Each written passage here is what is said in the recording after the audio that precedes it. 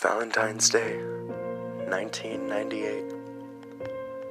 I remember that day when I asked you to be my Valentine. That special bond that I felt was going on between us was increasing, and I wanted to take that to the next level. I remember the look on your face, the happiness and excitement of the day we spent together drained from your face like water running down a plug hole. You said no. I loved you. You know I did. So why would you do this to me? Why? I remember when you walked away into the crowd of lovers. I sat on the bench crying. I walked home on my own. No one was at home to comfort me after what you did. I remember waking up and looking at the patterns of my cuts from last night.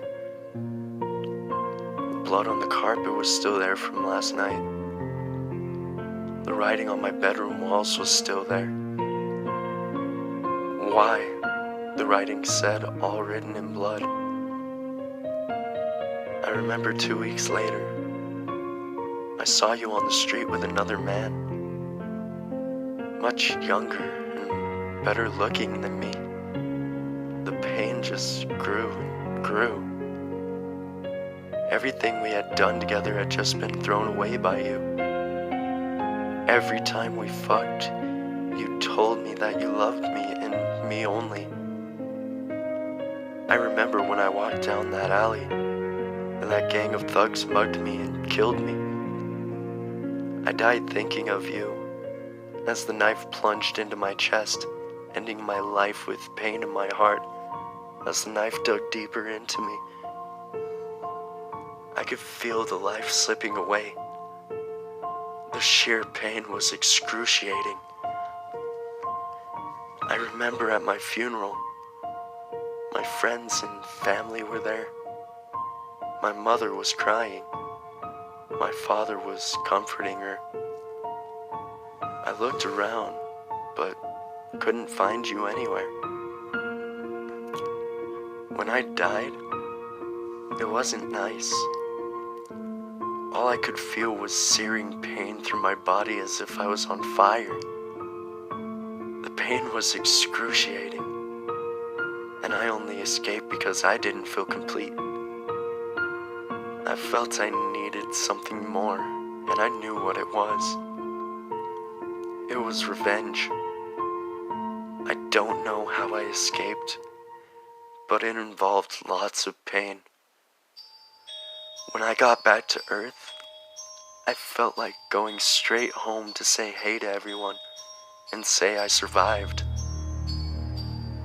Then I realized no one could see me, so I just decided to kill the thugs that took away my life. I could still move things, but I was invisible. It was great fun, and I enjoyed it so much. The first one I went for ended up face down on the ground with a cracked skull and no scalp. He never knew what hit him. I used the same knife he used to kill me to carve his pretty little eyes out of their sockets. By this time, the two other assholes had backed into a corner. I ripped the first one's fingers off with my teeth. After that, I cut his eyes out, holding them in the same hand as the others. I knew what I was going to use them for. I was going to make a necklace for you.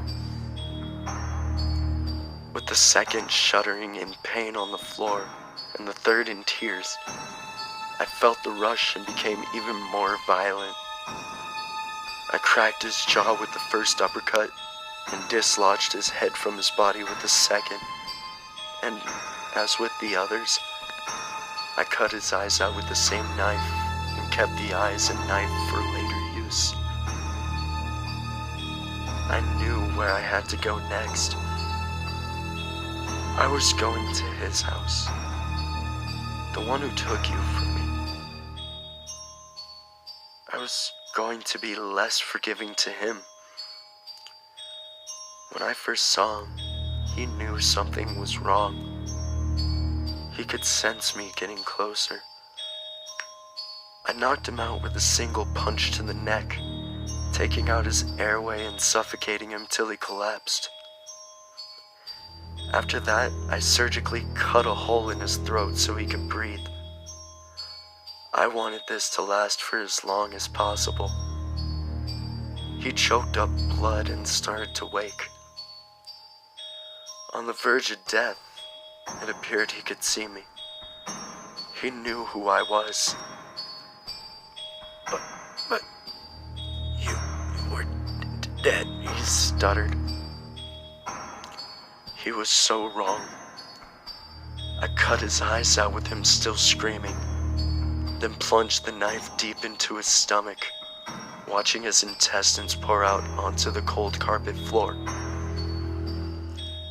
At least I think it was cold. It was too drenched in blood for me to tell. I felt better after this, but still not complete. I was still missing something. It was you. I needed you. I would never be complete without you. So I set off for your house, whistling to myself along the way. I was happy for some reason. I knew nothing could stop me now as I drew closer. I felt happier and happier. You were surprised to see me. You cried and I told you not to. You wouldn't stop and I tied you up. I got angry. I shouted. I cut you. I put the necklace I made for you on and you just screamed louder. I plunged the murder weapon that was used on me into your eye, and from then on we were tied together in a permanent bond. No one would separate us. I was happy now. I could finally rest. Hey everybody, Infinite Creeps here. I just wanted to wish everybody happy Valentine's Day. Please like, subscribe, and share. Maybe with your significant other. I appreciate the support, everyone. Have a great night. Go out and have fun, y'all.